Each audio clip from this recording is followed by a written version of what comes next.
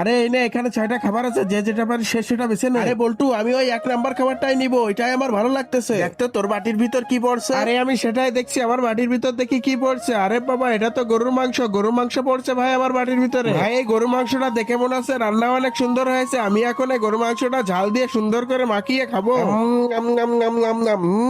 এই গরু মাংসটা খেতে যে কি মজা। আরে শালা বল্টু, তুই যদি না খাইস তা বুঝবিই নে। কাজে গরুর মাংসটা একা একা সুন্দর করে খাচ্ছে আর ওইদিকে বল্টু নালাচ্ছে। আরে শালার মুটকার বাচ্চা, শোন, এবার আমি কি করব? আমি লুডুর গুটিটা ফেটাবো, যেই পয়েন্টটা পড়বে সেই পয়েন্টের বাটিটা আমি নিব। এই তো আমার 5 পড়েছে। আচ্ছা ঠিক আছে, আমি তাহলে 5 নাম্বার বাটিটাই নিব। দেখি এবার 5 নাম্বার বাটিতে কি আছে। 5 নাম্বার বাটিতে কি আছে সেটি দেখার আগে, বন্ধুরা, একটা মা একটা সন্তানকে কত কষ্ট করে লালন পালন করে মানুষ করে সেটা তো তোমরা সবাই জানো। তাই বলছি, তুমি যদি সত্যিকারের মাকে ভালোবেসে থাকো তাহলে একটা লাইক করে সাবস্ক্রাইব করে যাও। আরে বাপরে, আমার প্লেটে এটা কি বললো? এটা তো করলা শুদ্ধ। আরে আল্লাহ, আমি করলা